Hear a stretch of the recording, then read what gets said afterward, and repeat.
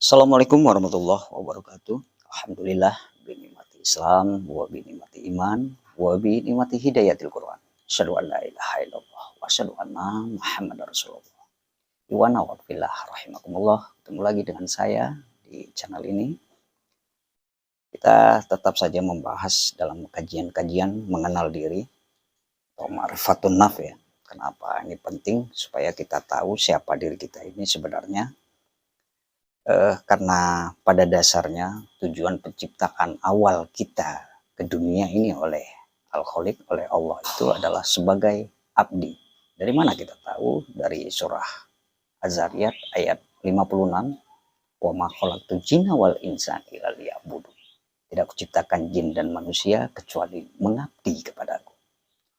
Hanya saja dalam sebuah perjalanan kita yang awalnya ingin sekali tentunya sebagaimana tujuan awal penciptaan kita menjadi abdi atau Abdullah, acap kali dalam perjalanan itu justru banyak hal yang bisa menghalangi kita untuk menjadi seorang abdi sejati, untuk menjadi Abdullah di muka bumi ini.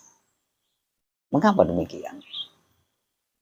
Banyak hal sebenarnya, banyak faktor yang menyebabkan atau banyak faktor yang menghalangi kita. Kita nggak usah salahkan itu dari faktor X ya, faktor eksternal. Kita ambil aja contoh-contoh yang ada dalam diri kita aja. Karena pada dasarnya menurut saya sih, berdasarkan indikasi Quran itu sendiri, diri kita inilah yang menghalangi sebenarnya untuk berbuat baik. Jadi contoh satu ayat yang membahas bagaimana untuk mengenal diri kita ini ada satu kondisi atau satu situasi di mana pada saat kita ingin melakukan sesuatu ini beranjak dari dorongan yang mana sebenarnya. Kita angkat aja satu ayatnya, misalkan contoh di surah Yusuf ayat 53 ya. A'udzubillahi minasyaitonirrajim. Bismillahirrahmanirrahim. Wa ma ubarri'u nafsi. Aku tidak akan mengumbar, kata ubarri'u. Kalau di Quran terjemahan itu biasa diartikan dengan kata menyatakan diriku ini. Tapi menyatakan itu lebih pada kul ya. Ubari itu saya lebih enak sih terjemahkan, kita terjemahkan aja. Aku tak mengumbar. Aku tidak akan mengumbar nafsku. Nah, dalam kajian-kajian yang umum biasanya naf ini diartikan nafsu ya. Jadi mereka terjemahkan aku tak mengumbar nafsuku ini. Jadi sebagaimana yang saya sampaikan di video-video yang lalu, saya kurang sepakat dengan kata nafsu yang kita gunakan dalam kehidupan kita yang berbahasa Indonesia sehari-hari ini disamakan dengan kata naf yang ada di Quran. Kenapa demikian? Karena saya ambil contoh aja satu istilah lah ya yang sering digunakan oleh beberapa orang yang mengkaji juga kaji-kaji diri ya, kalau di istilah di orang Jawa itu kaji diri. Itu ada sebuah kata itu, man arofa nafsahu wa man arofa robbahu. Nah itu menggunakan kata naf. Kenapa di situ nggak diterjemahkan kata nafsu? Makanya siapa yang mengenal dirinya, maka kata naf itu lebih tepat diri sebenarnya. Walaupun nanti kata diri itu belum juga mewakili dari makna kata naf. Tapi itu udah saya sampaikan di video yang lalu. Jadi wama ubariku nafsi. Aku tak akan pernah mengumbar nafsuku. Inna nafsa la amarotu bisu. Sebab naf ini memiliki naf ini selalu memerintahkan. Kalau amar itu satu diantaranya, amar itu kan memerintahkan bisu kepada perbuatan yang jahat, itu amar. Nah dalam kajian-kajian umum ini sering diangkat-angkat ayat ini sebagai ayat nafsu amaroh ya. Jadi kita angkat sisi lain, saya nggak mau koreksi atau menyalahkan ya apa yang udah disampaikan orang lain, tapi saya lebih enaknya sih kata amar ini kan memerintahkan, amar, mengajak, memerintahkan, menyuruh kita kepada perbuatan yang jahat. Jadi ada satu kondisi, sisi lain dalam diri kita ini yang memerintahkan kita itu untuk melakukan hal yang jelek, bisu. Jadi kalau saya sih, kalau kita mau agak tarik lebih dalam sedikit, terjemahan dari kata amaroh itu sendiri. Amaroh itu kan sebuah kondisi yang apa ya, kalau pun kita terjemahkan dengan marah itu kan dalam kondisi yang sedang bergejolak ya. Maka saya lebih enak sih menerjemahkan kata amar itu lebih kepada sebuah gelora, gejolak, amarah gitu. Nah, dalam kondisi yang sedang bergelora, gejolak, kalaupun diartikan amarah, itu pasti mengarahkan kita kepada perbuatan yang yang jahat. Gitu.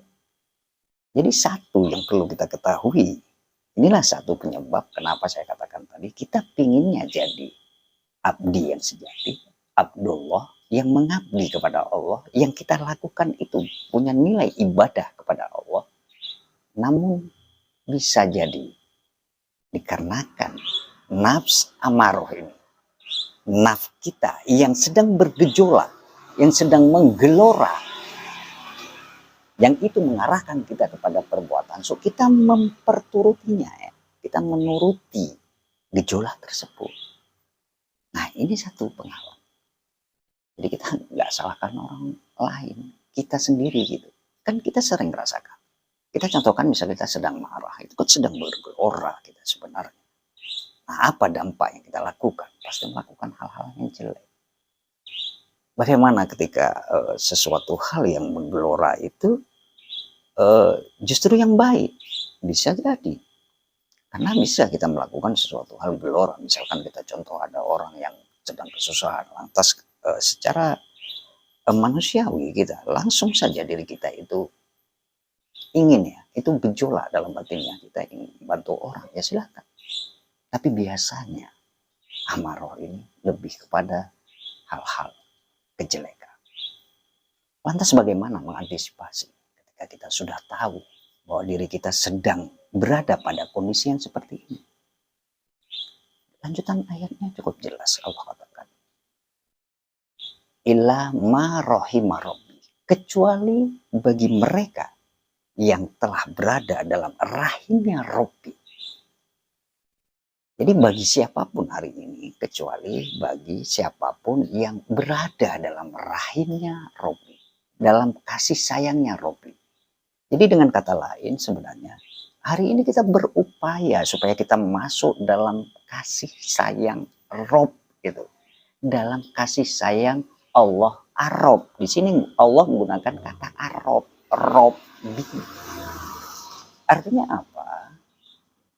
Ketika Allah menggunakan kata Rabb, itu tak terlepas dari kata tarbiyah sebenarnya. Pendidikan yang menghasilkan rububiyah. Jadi apa upaya yang kita lakukan? Kita include masuk dalam tarbiyahnya Allah. Yang itu bisa menghasilkan rububiyah nanti. Jadi bagaimana apa aja yang kita lakukan? Kita ikuti majelis taklim, kita belajar Quran, kita kaji Quran. Saya pikir itu upaya-upaya yang bisa kita lakukan untuk bisa masuk ke dalam ranah rahimnya kasih sayang Allah itu kan. Nah saya selama ini banyak melakukan hal-hal yang jelek, sudah mengikuti gejolak gelora yang muncul dalam diri saya ini sehingga melakukan hal-hal yang buruk. Lantas bagaimana antisipasinya? Allah lanjuti aja di ayat di lanjutan ayat tersebut. Inna Rabbi ghafurur rahim. Sungguh Rabbi, Rabbku itu ghafurur rahim. Dan sungguh kalau kita terjemahkan, Rabb itu adalah tarbiyah atau pendidikan, Allah sebagai pendidik. Maka enaknya kita terjemahkan seperti ini. Dan sungguh Allah Ar-Rabb itu bersifat Ghafurur Rahim, pengampun dan pengasih. Jadi Ini adalah satu ayat yang barangkali semua kita ngalami. Inilah gunanya kita mengenal diri. Jadi Allah sudah memberi sinyal, memberi indikasi-indikasi untuk kita pahami hal-hal apa yang bisa menghalangi diri kita untuk menjadi seorang abdi yang sejati kepada Allah. Contoh di ayat ini tadi. Di surah Yusuf ayat 53. Saya pikir ini pertemuan kita kali ini. Semoga bermanfaat. Saya kira aja. Assalamualaikum warahmatullahi wabarakatuh.